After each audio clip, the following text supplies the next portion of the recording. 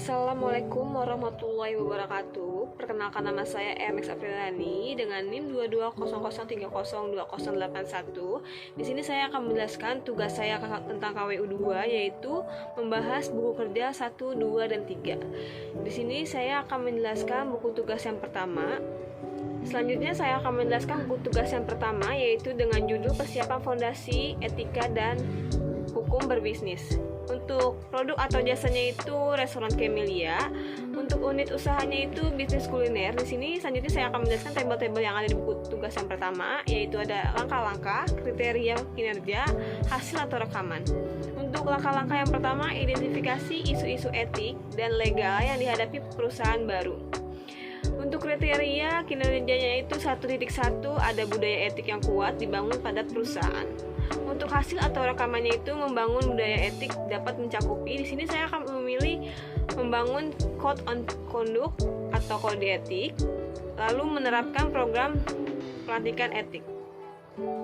Selanjutnya ada budaya etik yang kuat dapat mencakupi. Di sini saya memilih yang pertama reportasi merek yang lebih baik, yang kedua meningkatkan komitmen karyawan, yang ketiga meningkatkan loyalitas pelanggan.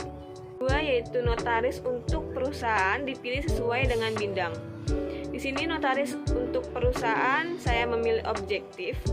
Untuk 1.3 itu perjanjian para founders disiapkan sebagai kesepakatan pendiri. Untuk perjanjian para founders ini dapat mencakupi sifat bisnis yang profesional, lalu identitas dan usulan titel para pendiri. Untuk 1.4-nya itu perselisihan hukum dihindari. Untuk perselisihan hukum yang saya pilih yaitu ada memenuhi semua kewajiban kontrak, lalu ditetapkan standar, lalu kesepakatan hukum.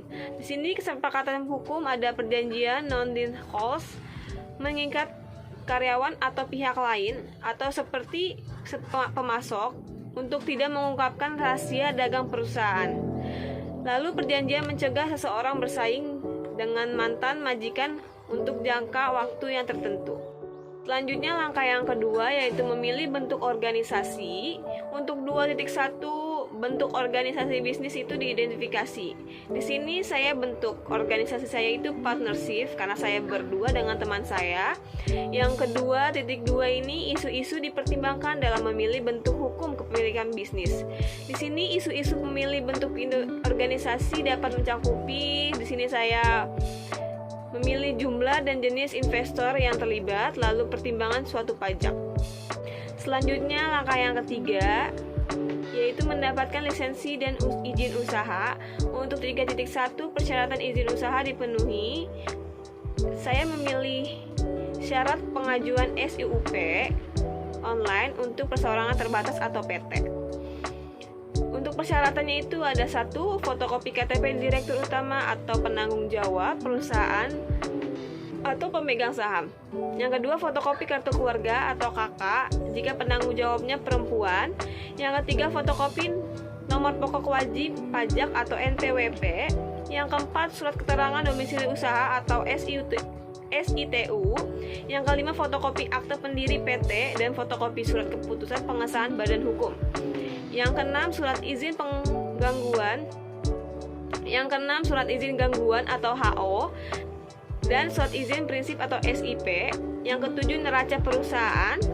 Yang kedelapan, pas foto direktur utama atau penanggung jawab atau pemilik perusahaan berukur 4x6, yaitu berisi 2 lembar. Selanjutnya materai. Selanjutnya lagi surat izin teknis dari instansi terkait jika diminta. Selanjutnya 3.2 izin pajak pengejualan diajukan. Di sini pajak sebelum pajak pertambahan nilai atau PPN yang dipungut atas transaksi penjualan. Untuk 3.2 izin dan izin kerja profesional dan pekerjaan didapat. Izin dan kerja profesional. Di sini saya memilih yang pertama, Peraturan Menteri Pariwisata dan Ekonomi Kreatif Nomor 18 Tahun 2016 tentang pendaftaran usaha pariwisata atau Parmenpar.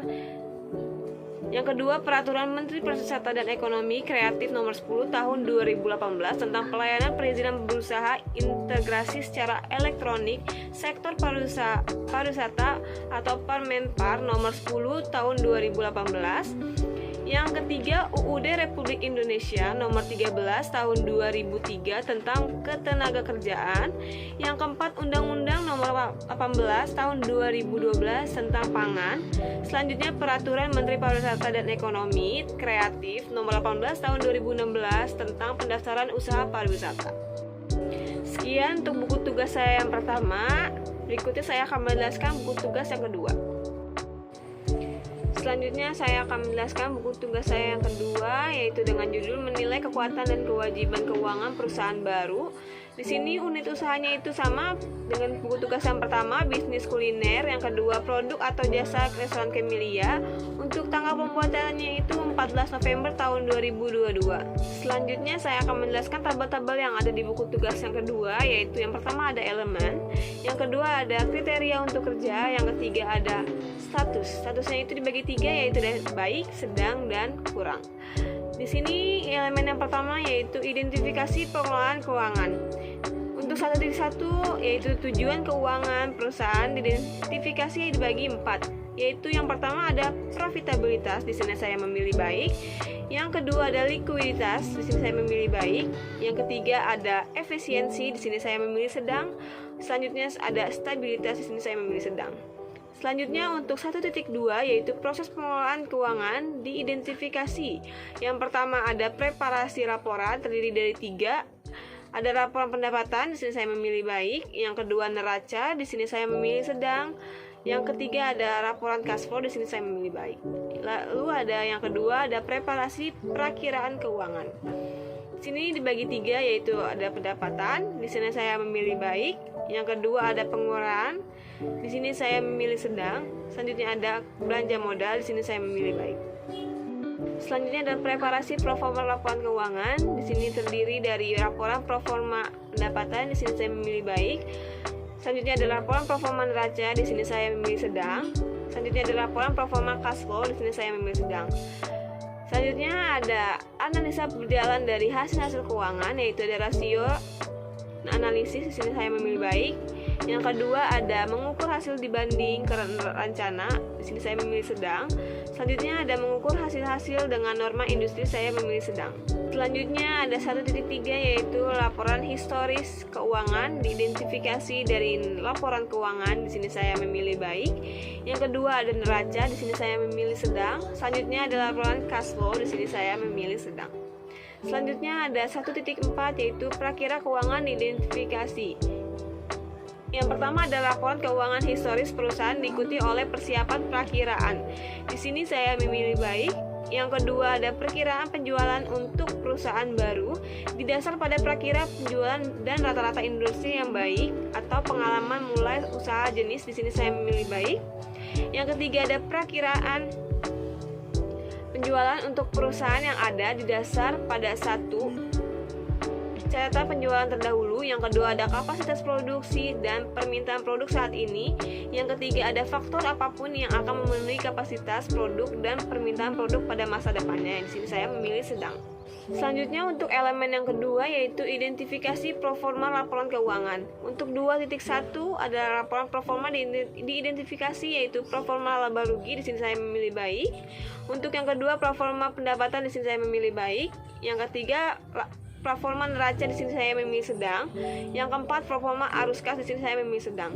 Untuk 2.2 rasio analisis diidentifikasi, yang pertama ada likuiditasnya, di sini saya memilih sedang. Yang kedua efisiensi operasi, di sini saya memilih sedang. Yang ketiga profitabilitas, di sini saya memilih baik. Di sini saya ada rekomendasi, yaitu rekomendasi saya itu bisnis restoran Camellia ini sudah siap atau sudah bisa beroperasi dan layak untuk dijalankan saat ini. Sekian dari buku tugas yang kedua. Selanjutnya saya akan menjelaskan buku tugas yang ketiga. Selanjutnya saya akan menjelaskan untuk buku tugas yang ketiga tentang mengembangkan dan mengelola tim usaha baru. Untuk unit usahanya itu restoran Camellia, untuk produk atau jasanya itu bisnis kuliner. Di sini saya akan menjelaskan tabel-tabel yang ada di buku tugas yang ketiga. Untuk yang pertama ada langkah, yang kedua kriteria kinerja, yang ketiga hasil atau rekaman hasil. Untuk langkah yang pertama ada rencana staffing, yaitu 1.1 kategori okupasi, yang 1.2 tanggung jawab okupasi, yang 1.3 tugas okupasi, yang 1.4 persyaratan okupasi, 1.5 kebutuhan pelatihan okupasi, 1.6 jumlah tenaga kerja, 1.7 perkiraan mulai bekerja, 1.8 FTE atau full time equivalent, 1.9 perkiraan durasi kontrak. Di sini cuman ada rekaman hasil terlampir, nanti saya akan menjelaskan di buku yang terakhir. Selanjutnya untuk langkah yang kedua ada rekrutmen, pelantikan, pelatihan, dan mempertahankan tim. Untuk 2.1-nya itu rencana seleksi, yaitu dibuat berdasarkan kriteria seleksi, kebutuhan bisnis, dan persyaratan hukum. Untuk rencana seleksinya itu saya memilih saluran dan teknologi yang tepat, lalu mengiklankan lowongan untuk kebutuhan staff dalam suatu restoran. Yang ketiga, jadwalkan wawancara dan beritahu orang yang relevan tentang waktu, tanggal, dan tempat. Untuk 2.2-nya itu proses seleksi, yaitu dilakukan sesuai dengan kebijakan dan prosedur bisnis. Di sini saya memilih proses wawancara dan menilai kandidat berdasarkan kriteria seleksi yang disepakati, lalu diskusi penilaian dengan anggota panel seleksi lainnya. Lalu hubungi pengambilan keputusan untuk laporan pengambilan keputusan. Lalu melengkapi dokumentasi yang diperlukan sesuai dengan prosedur organisasi dengan perhatian kerahasiaan dan persyaratan privasi. Untuk 2.3 yaitu internalisasi atau induksi ke anggota tim, yaitu dilakukan untuk menyadari tanggung jawab dan persyaratan kinerja mereka sesegera mungkin dan mengambil kesempatan untuk melatih anggota tim yang tidak terbiasa dengan prosedur bisnis. Untuk internalisasi atau induk anggota tim, saya memilih yang pertama menyediakan kandidat yang berhasil dengan kontrak kerja dan dokumentasi lainnya.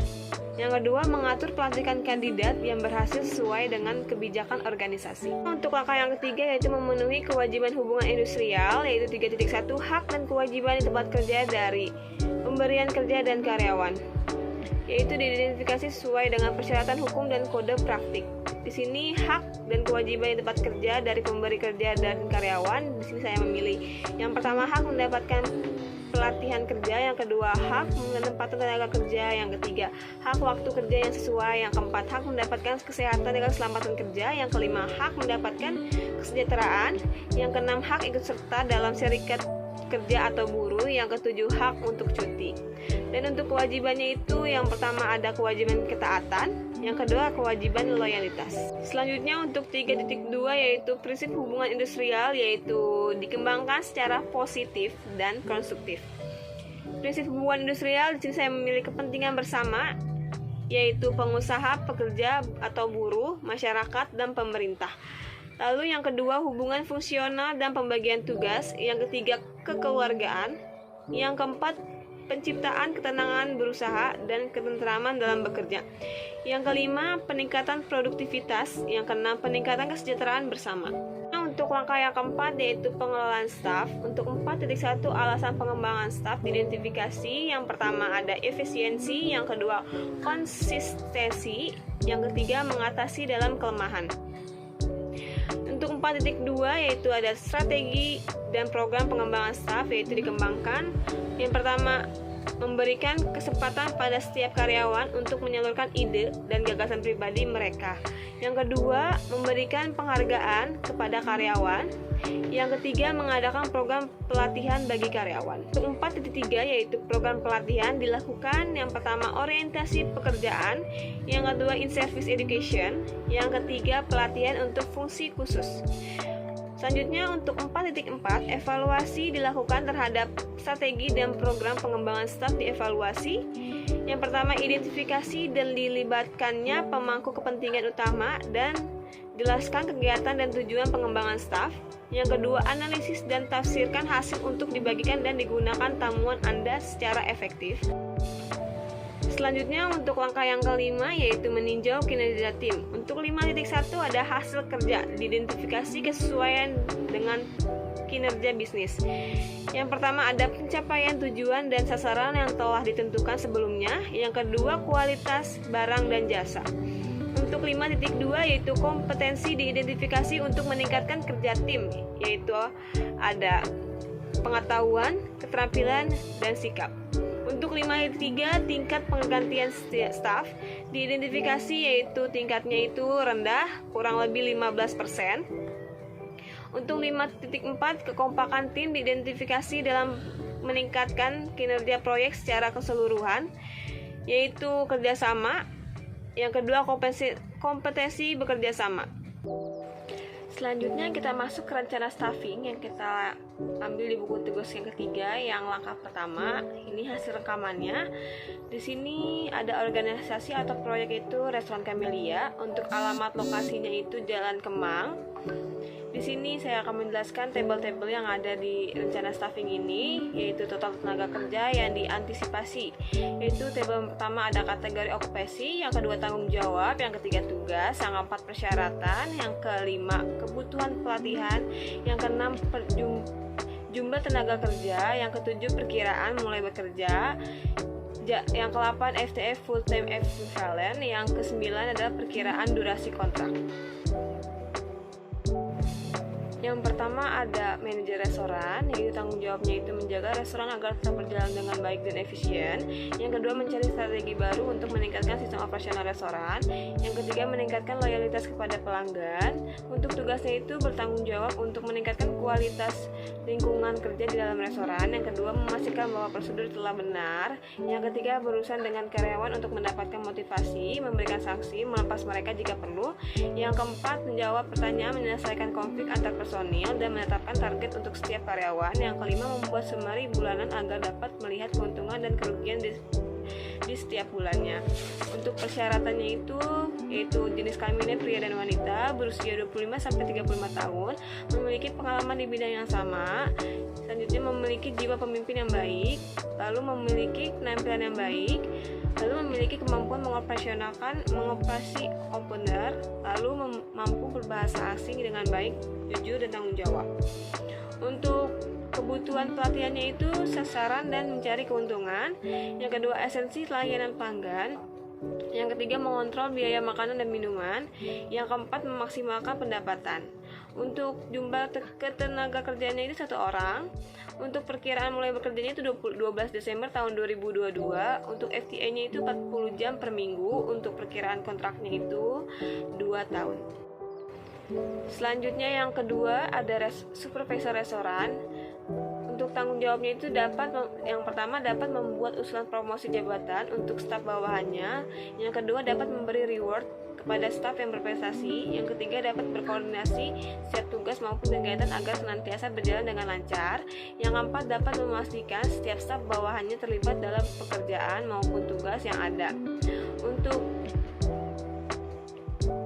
tugasnya itu yang pertama mengatur kerja staf bawahannya, yang kedua memberikan kebijakan yang ditetapkan oleh pemimpin di atasnya kepada seluruh staf bawahannya, yang ketiga melaksanakan proyek dan pekerjaan secara langsung, yang keempat mampu mendisiplinkan staf bawahannya, yang kelima mampu mengevaluasi kinerja seluruh staf bawahannya, yang keenam mampu mengontrol kinerja seluruh staf bawahannya, yang ketujuh mampu memberikan informasi kepada manajemen atasan tentang bagaimana kondisi staf bawahannya, yang ke-8 mampu memecahkan masalah sehari-harinya, yang ke-9 mampu membuat rencana baik itu jangka panjang ataupun jangka pendek sesuai tugas yang ditentukan oleh atasannya. Lalu masuk ke persyaratannya itu yaitu pria atau wanita memiliki usia maksimal 35 tahun, pendidikan minimal SMA atau SMK derajat, bersedia ditempatkan sesuai lokasi pekerjaan. Yang kelima memiliki kemampuan leadership yang baik, memiliki pengalaman sebagai supervisor minimal 2 tahun, memiliki penampilan yang sangat menarik. Untuk kebutuhan pelatihannya itu yang pertama definisi leadership style, yang ketiga personal skill, yang keempat interpersonal skill. Untuk kebutuhannya itu 3 orang, dan untuk mulai bekerjanya itu 12 Desember tahun 2022. Untuk FTE-nya itu 40 jam per minggu. Untuk masa kontraknya itu 1 tahun. Selanjutnya ada waiters. Untuk tanggung jawabnya itu yang pertama menjaga nama baik restoran dalam sisi pelayanan untuk membuat pelanggan menjadi loyal kepada customer. Untuk yang kedua meningkatkan citra restoran sehingga pelanggan dapat merekomendasikan kepada orang lain. Untuk tugasnya itu yang satu persiapan, yaitu menata penampilan sendiri secara rapi, sopan, sesuai dengan peraturan restoran. Yang kedua menata meja makan dan area sekitar, lalu menyiapkan dan melengkapi alat-alat pendukung operasional seperti tisu, kondimen, dan lain-lain.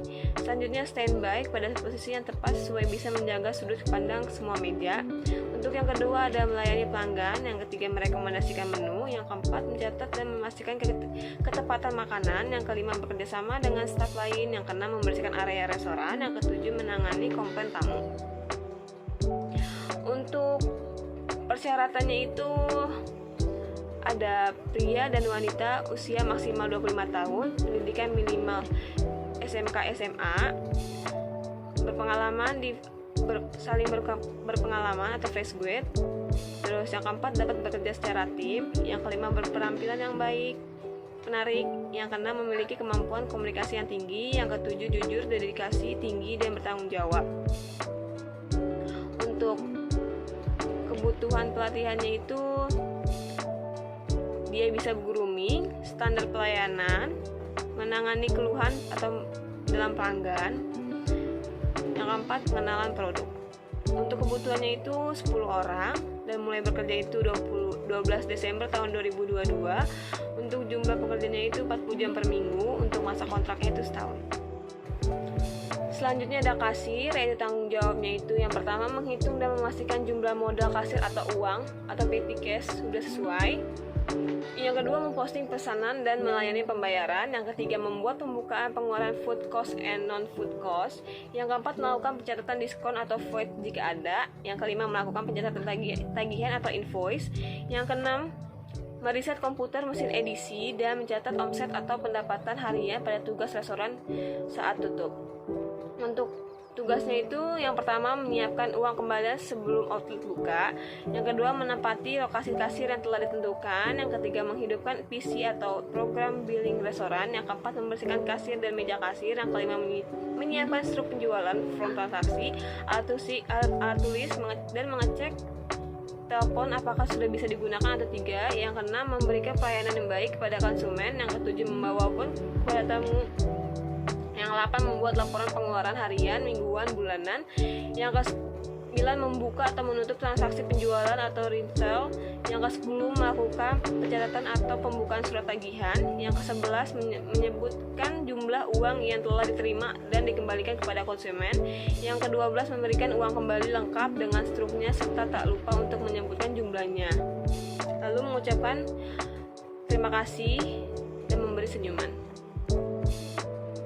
Untuk seleksinya itu yang pertama usia minimal 23 tahun, yang kedua memiliki riwayat pendidikan minimal SMA tapi lebih diutamakan untuk lulusan SMK pariwisata, yang ketiga memiliki pengalaman kerja sebagai seorang kasir restoran, yang keempat lebih diutamakan yang bisa menggunakan bahasa Inggris. Untuk kebutuhan pelatihannya itu bisa menjalankan proses penjualan dan menerima pembayaran, yang kedua mengoperasikan mesin edisi, yang ketiga training tentang adanya void bill. Untuk dibutuhkannya itu 2 orang dan mulai bekerjanya itu sama 12 Desember tahun 2022. Untuk FTE-nya itu 40 jam per minggu dan masa kontraknya itu setahun. Selanjutnya ada juru masak. Di sini tanggung jawabnya itu ada 1, membuat kreasi berbagai jenis makanan sesuai dengan bidang keahliannya. Yang kedua melakukan eksperimen untuk menciptakan resep makanan dan melakukan evaluasi terhadap hasil kreasinya. Yang ketiga memasak makanan sesuai pesanan. Yang keempat mengawasi staf dapur dalam menggunakan mesin dan fasilitas lainnya secara efisien. Yang kelima bertanggung jawab terhadap bahan makanan dan biaya bahan makanan. Yang keenam bertanggung jawab mengelola dapur. Yang ketujuh menyusun menu. Untuk tugasnya itu yang pertama mengelola dapur yang menjadi tanggung jawabnya. Yang kedua menyusun menu. Yang ketiga membuat standar resep beserta food cost-nya. Yang keempat membuat order. Yang kelima membuat perkiraan yang akan dicapai. Yang keenam memimpin staf dan bawahannya. Yang ketujuh mengawasi jalannya operasional kitchen terutama pada saat di hotel atau restoran yang ada. Lalu untuk seleksinya itu yang pertama lulusan dari SMK Tata Boga, yang kedua memiliki pengalaman kerja minimal 1 tahun, yang ketiga memiliki kreativitas dalam mengolah makanan, yang keempat memiliki basic skill seorang chef. Dan untuk persyaratan pelatihannya itu yang pertama pelatihan sanitasi dan safety, yang kedua pelatihan basic food and product, yang ketiga pelatihan menu planning. Untuk dibutuhkannya itu 6 orang. Untuk mulai bekerjanya itu sama 12 Desember tahun 2022. Untuk FTA-nya 40 jam per minggu. Untuk masa kontraknya itu 1 tahun. Selanjutnya yang terakhir ada steward. Untuk tanggung jawab stewardnya itu bertanggung jawab atas semua hal yang berkaitan dengan makanan dan pelayanan pelanggan. Untuk tugasnya itu yang pertama mengoperasikan tempat cuci di dapur, termasuk membersihkan tempat cuci serta perlengkapan yang perlu dicuci di dalamnya. Yang kedua mencuci sampai bersih semua peralatan masak dan peralatan makan di dapur. Yang ketiga menangani peralatan makanan dengan baik dan benar secara hati-hati agar tidak mudah rusak sekaligus terawat dengan baik. Yang keempat mengatur persediaan deterjen untuk mencuci piring dan peralatan dapur sekaligus membersihkan persediaan yang masih ada. Yang kelima mendistribusikan atau mengantar menu makanan dari dapur menuju ke meja perjamuan tamu. Yang keenam membantu mencuci sayur dan mengupas sayur yang akan diolah oleh para koki di dapur. Yang ketujuh mengantarkan dan mengatur persediaan bahan makanan di dapur untuk mendukung kinerja para koki. Untuk persyaratannya itu yang pertama pendidikan minimal SMK semua jurusan perhotelan atau bukan SMA dengan pengalaman di bidang F&B. Yang kedua tidak harus memiliki pengalaman kerja sebagai steward sebelumnya. Yang ketiga memiliki pengalaman kerja minimal 1 tahun. Lebih disukai baik sebagai steward hotel maupun pelayanan di restoran, kafe atau dan lain-lain. Yang keempat usia maksimal 26 tahun. Yang kelima memiliki kemampuan interpersonal, teamwork, dan juga orientasi akan lebih diutamakan. Untuk pelayanan pelatihannya itu yang pertama pelatihan untuk membedakan chemical berdasarkan kegunaannya, yang kedua pelatihan untuk membedakan jenis-jenis china-ware dan glassware. Dibutuhkannya itu 4 orang dan mulai bekerja itu sama 12 Desember tahun 2022. Untuk FTA-nya 40 jam per minggu. Untuk masa kontraknya itu 1 tahun. Sekian untuk penjelasan saya untuk buku tugas yang pertama, yang kedua, dan ketiga. Kurang lebihnya mohon maaf. Assalamualaikum warahmatullahi wabarakatuh.